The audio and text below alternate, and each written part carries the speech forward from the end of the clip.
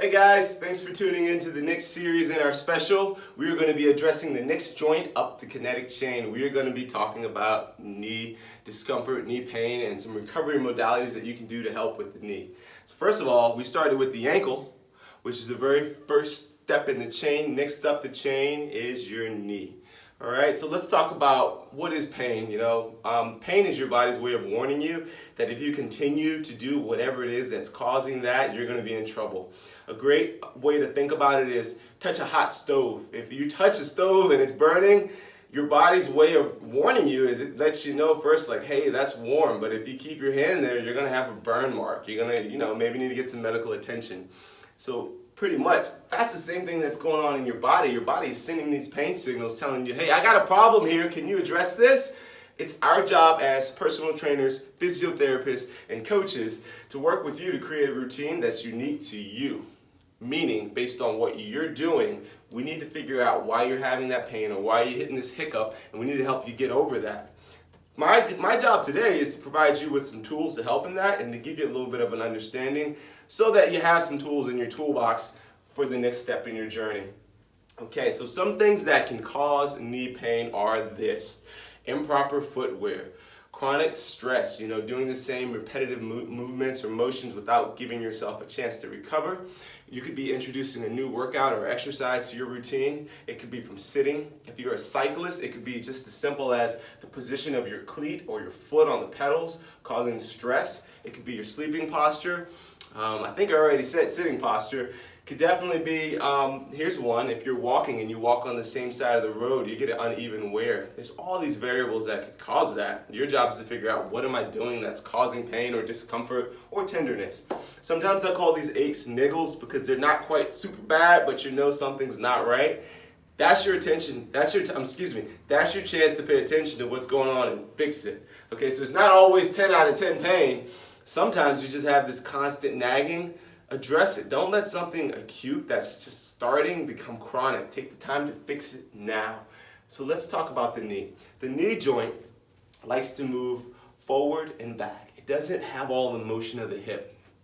In the exercise world, we call the knee the dumb joint. It can only do two tricks, forward and back. It doesn't go in circles. Hopefully it doesn't go in circles. Hopefully it doesn't go too far back because that'd be hyperextension. But mainly the knee just likes to move forward and back. Now let's talk about posture. There's a normal, natural knee position. However, some people are born with what's called varus or valgus thrust. Varus and valgus are ways to just kind of describe what your knee is doing. For me, I'm bow-legged. So when I stand close, my knees bow out. A lot of people actually are born this way. And when they stand like this, their knees go in. This is just natural for some people. If you take a close look at the knee though, on the lateral, which means the outside, on the lateral side of the knees go in. That means that this position of the knee, the lateral part of the knee, is getting a lot of compression. It's pressed. And if you look on the medial, which means the inside of the knee, this part of the knee is stretched. So if I'm like this all the time, when I'm running, walking, cycling, sitting, there's an uneven amount of stress that constantly is hitting my knee joint. How can you fix that? What do you do to fix that? Sometimes you cannot change your skeleton, you cannot change the way your body is made. However, you can address it with recovery exercises and key strengthening exercises to restore balance. Which brings us to the next point. Let's talk about balance. Let's talk about how muscles and joints interact. So, I'll bring this up a little more actually, so we can see what's going on. Hopefully you can see that. So if we talk about the knee joint, this is my very best knee I can draw, okay? So bear with me, this is gonna be great. So if we talk about, let's say this is the knee.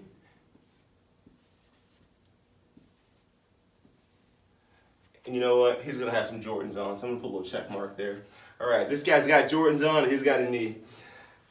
The knee likes to do two motions. The first motion the knee does is knee extension. So knee extension is this motion, straightening the knee. The muscles involved in knee extension are some of the hip flexors and the quadriceps muscles, that big muscle on top of the thigh, all right? So I'm gonna draw him a quad here. Then the other muscle motion that the knee likes to do is knee flexion. So if you think about the knee in neutral, flexion is the motion of curling the knee, pulling the knee back. That's knee flexion, okay? The muscles responsible for knee flexion are a little bit of the calves, but primarily it's the hamstrings. Okay, and I'm going to draw a hamstring there. Here's your first clue. Hamstrings are usually a little bit tight. Why does that happen? Well, we got to talk about shear forces, and we got to talk about forces and lines of pull. We are quad dominant species. That means we use our quads more than our hamstring. Our job as trainers is to figure out in each individual client what's going on, okay? Our body likes to be balanced. Everything likes to be even. When we're out of balance, we have stress. And when we're out of balance, that stress shows up on the joint that it's directly interacting with. So let's say that the line of pressure goes up on your quads. Okay, so the force goes up on the quads. Let's say with that increase in force, you're getting more pulling on the knee forward. So because these muscles are so strong, you're getting a lot of pull here. Well, what happens on the backside back here, if the forces on the quad are going up because you're using them more, they're overdeveloped, this poor hamstring here, typically it gets lengthened, it gets tight, and it gets weaker. So the quads usually are overactive, meaning that because they're getting so much use, they're constantly giving you a pull on the knee. Hamstrings are usually weaker because they're trying to keep up, but they're not able to do their job. This can sometimes show up in knee discomfort. And because of the chronic use of your quads, your knees aren't moving like they should because they have a constant stress. Now, usually what goes along with that, you have this lovely muscle, this fibrous tissue down the side of the leg. It's called your IT band. Everybody talks about the IT band. It's supposed to be a little tight because it helps with locomotion, it helps with walking and running. But when it's super tight, you get another lateral pull right there on the knee. Then you also have your adductors that tie into the knee. So there's all these things going on, but the biggest thing that the body wants to do, the body likes to be in balance. It likes to be even on the front of the muscle, on the back of the muscle, and the joint in the middle is happy when that happens. As long as there's nothing structurally going on with the knee joint itself, if the muscles are in balance, you usually are not having chronic pain, you're usually not having acute pain for the most part. Coaches and doctors and therapists can dig in a little more if you are having pain, but this is just a little something to think about. We want to make sure that we keep that balance. Balance is key, guys. So, in addition to having a balance on strength, you also want to have proper mobility, okay? There's something that I like to have all of my clients do. It's called SMR, which stands for self-myofascial release. We talked a little bit in the last series about how your body has this fascia that's encased all around the body and the muscles. You like to keep that hydrated and moving, but on top of that, you also want to give attention to your muscles. Spend time with your body, understand what's going on, learn to feel, where you're tight, where you're loose at, where do you need more attention. There's 3 tools that I like to use for myofascial release, okay? And they all have different applications. This first one here is a stick. It's got beads on it. If you don't have a fancy stick at home, you can use a roller like you knead bread with. That works great. This is a fancy toy. It's called the R8. Our friends over at Point 2 Running carry these. These bad boys are amazing, and I'll show you why in just a bit. And then the one that's most common, foam roller. I like to use the high density ones, but once again, that's individual dependent. Hey, some of my older clients, I may not recommend this. Or someone new to exercise, this may be a lot. I may start them with just a stick, but then once again, application is important. So since we're focusing on the knee today, I'm going to show you some techniques. So the first one is foam rolling for the hamstrings. So if you notice that the hamstrings are tight, here's how we get them.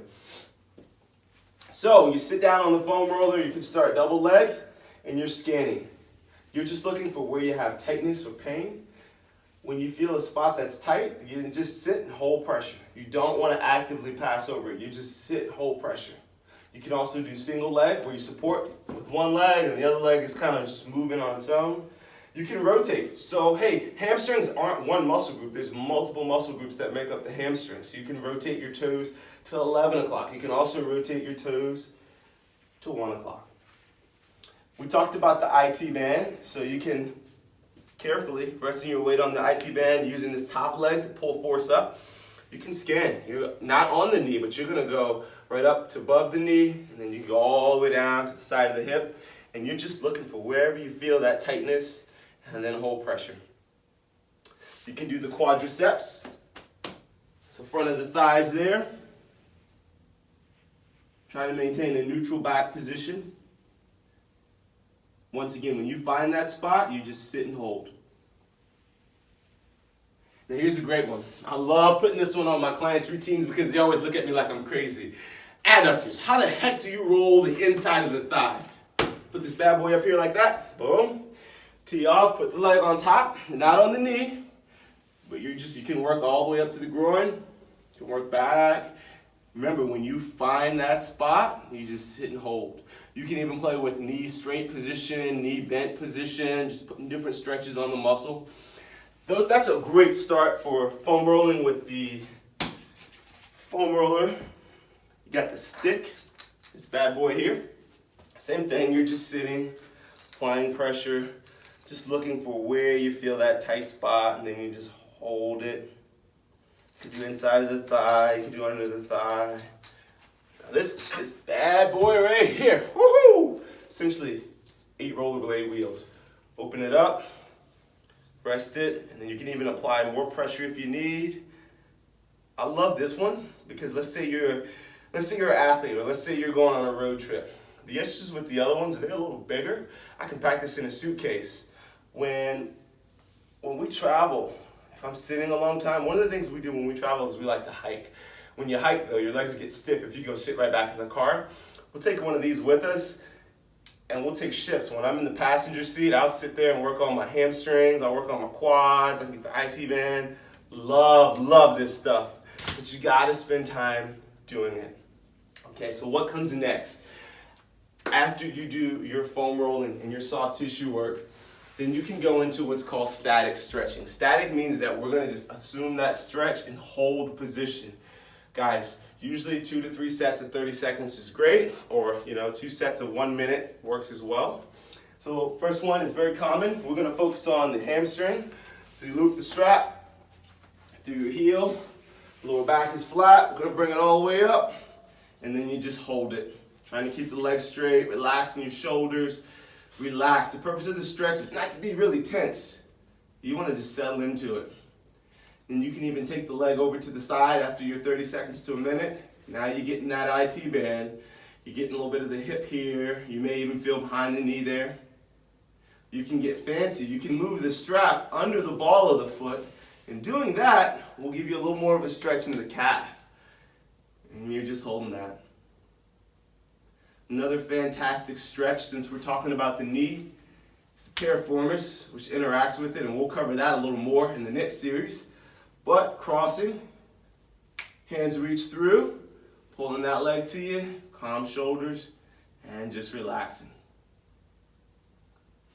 Next stretch would be hip flexor, hip flexors, woo!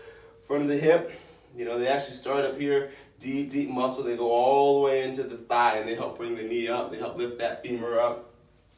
So set that foot down there, roll your hips under you. That automatically, I feel a stretch just doing that, just rolling the hips. And then lunging forward slightly until you feel a good pull. You can even play with arms are up, leaning to the side. That really opens it up. You can play with here. Quadricep stretch would be keeping the leg here close to the other knee and holding it. You should feel that right through here, right in the quad.